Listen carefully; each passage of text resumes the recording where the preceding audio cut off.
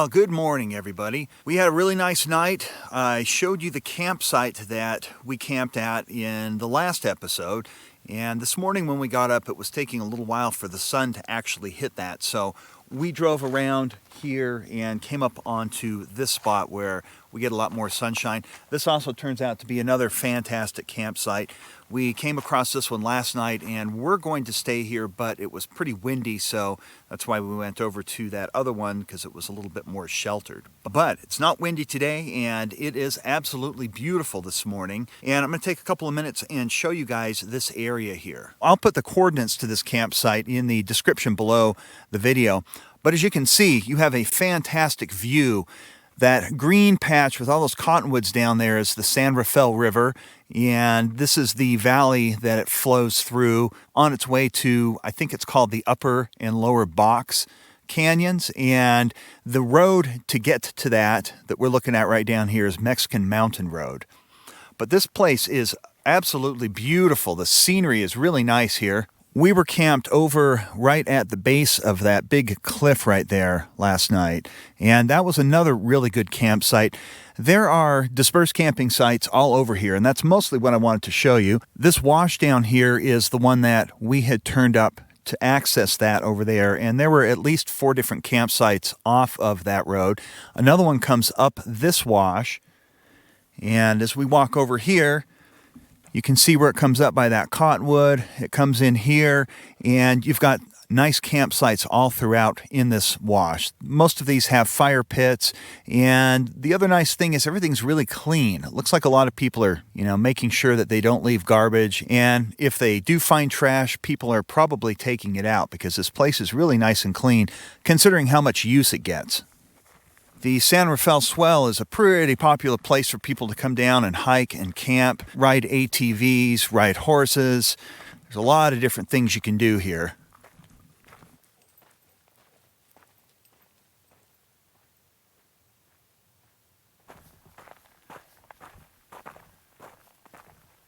Looking in this direction, we're looking up the San Rafael River, up into what is called the Little Grand Canyon of the San Rafael Swell, and that is also where the historic bridge crosses the San Rafael River, and we're going to go up and take a look at that. But then we're going to drive up Buckhorn Draw. There's a lot of really good dispersed camping in there. There are petroglyphs, there are nice hikes, there's a lot of interesting stuff. So we're going to take some time today to take a look at that and show all of you guys what it looks like. Now, most of the roads to get into these areas are in pretty good shape. If they are wet, if it's been raining, you might want to be a little careful on them, but other than that, they're mostly in pretty good shape. You should have no problem getting out to most of these campsites.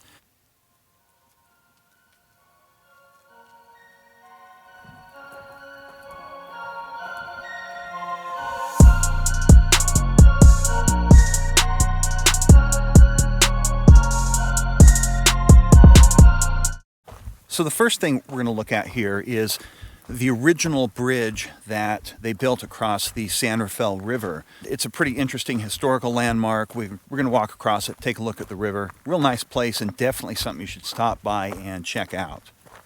So as you come up here, you're going to see this sign that talks about the bridge. The San Rafael Bridge is the only suspension bridge remaining in Utah.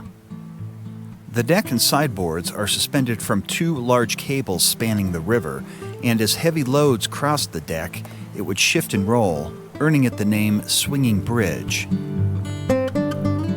Until the 90s, it was the only bridge crossing the river.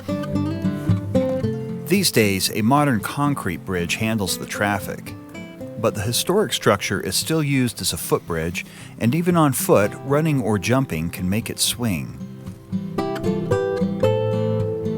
The bridge was constructed by the Civilian Conservation Corps between 1935 and 1937 using timber cut from the Joes Valley area, and it is listed on the National Register of Historic Places. And here is the modern bridge. It's actually a pretty long span. I guess they wanted to make sure that they could accommodate flash floods. There is a trail that runs up the canyon that's a really nice hike. Take a couple days, lots of places to camp. but it involves a lot of crossings of the river, so you wouldn't want to do it right now. This water is probably really cold too.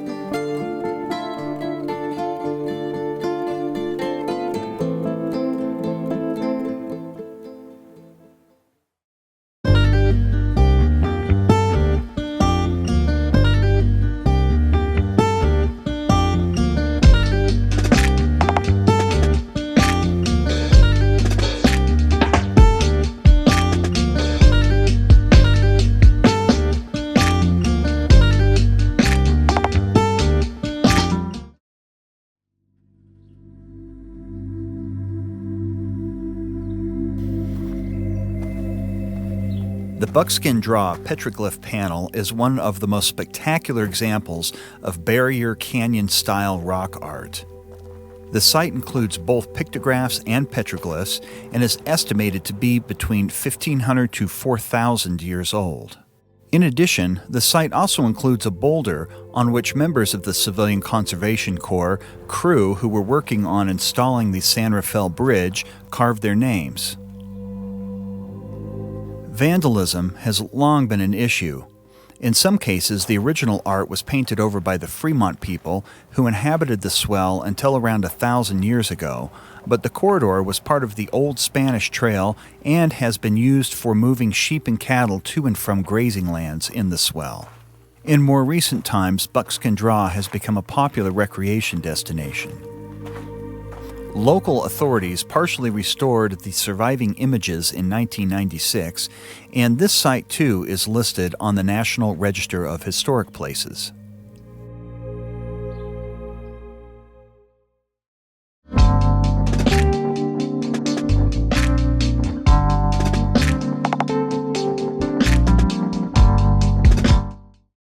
All right, we are going to hike up here to another rock art site and take a look at what's going on up here. Yeah, you'll have to come up a little bit of a hike up here. Trail's pretty easy to follow though. Lots of people do it.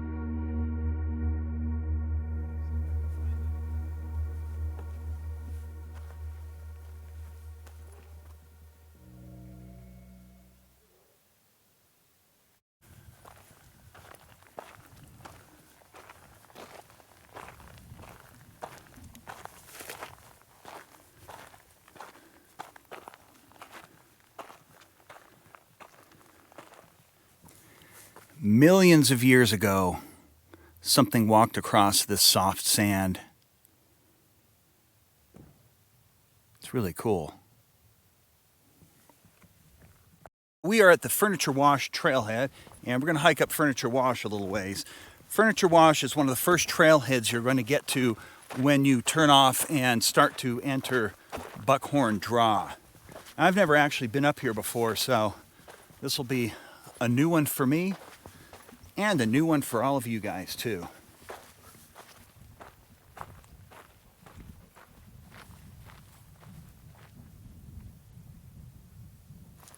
You know, I have read about this hike before in a guidebook a long time ago.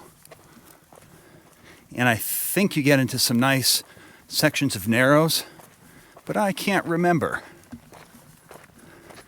I guess we're going to find out here.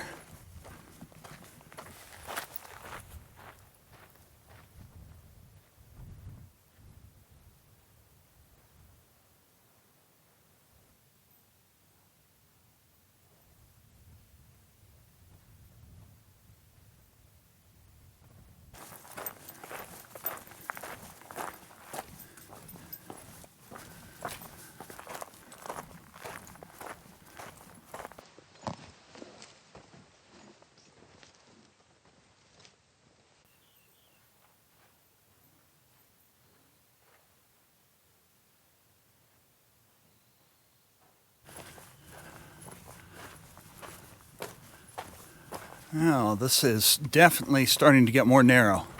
Exciting. I like new slot canyons.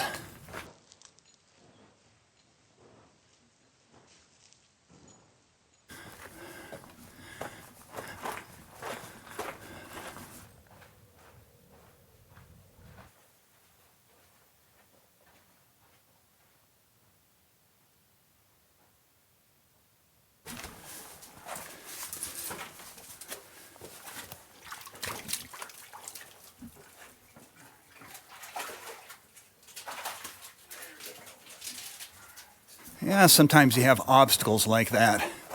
That one happened to be a refreshing one. Sometimes, though, you have to swim through them.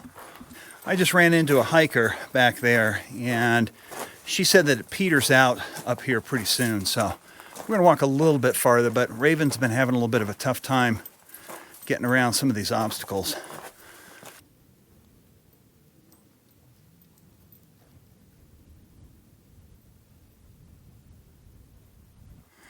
Oh yeah, I see what she was saying.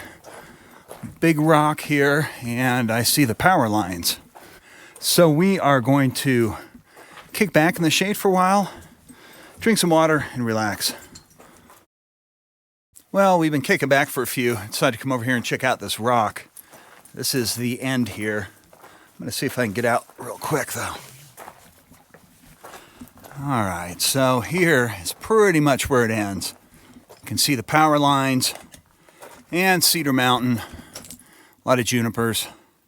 Well, I'm going to turn around and we're going to head back down to the truck and go out and find a campsite for tonight. What do you think, guys? You ready to go find a campsite? Well, are ya?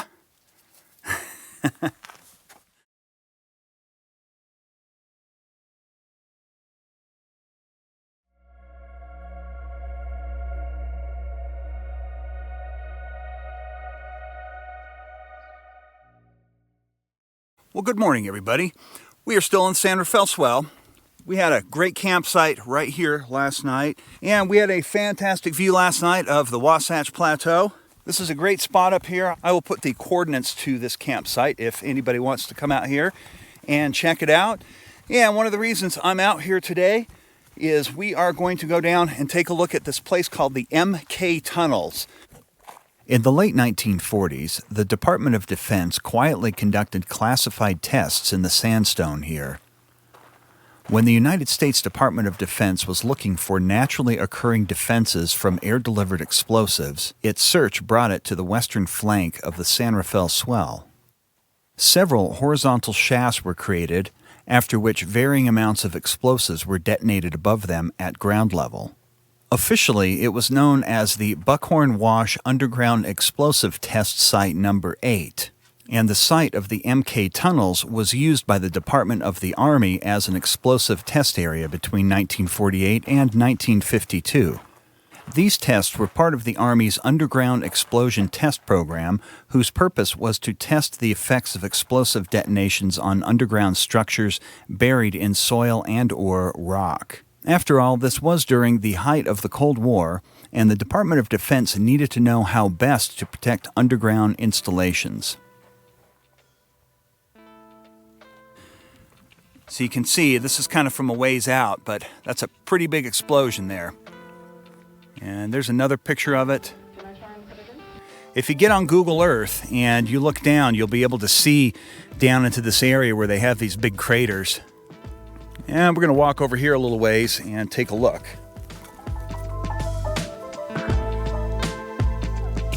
So looking right down here, you can see where the tunnel had collapsed after they set off the explosions. I had read something online where the biggest of the explosions that they had detonated out here were somewhere around 340,000 pounds of dynamite.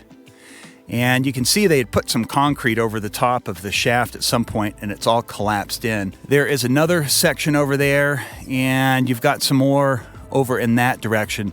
All of these have been fenced off, though. They don't want people going down in there and falling.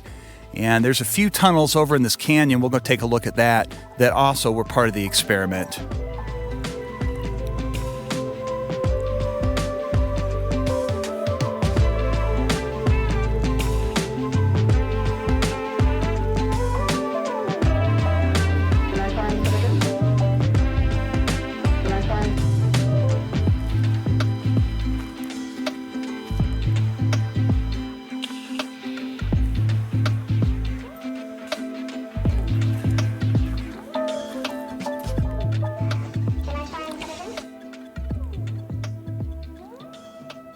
You should definitely come out to the San Rafael Swell and check this place out. This is just the northern section of it. There is a lot of area. It is a huge geologic formation, and there are tons of slot canyons, off-road trails, hiking trails, lots of backcountry to wander around in, lots of pictographs, petroglyphs, all sorts of cool history. So I would definitely recommend coming and checking it out one of these days. Well, I hope you liked this video. If you did like this video, give us a thumbs up. And if you would like to see more videos about hiking and camping and exploring America's public lands, consider subscribing to this channel if you haven't already, and you can join us each week for something different. We'll see you guys then.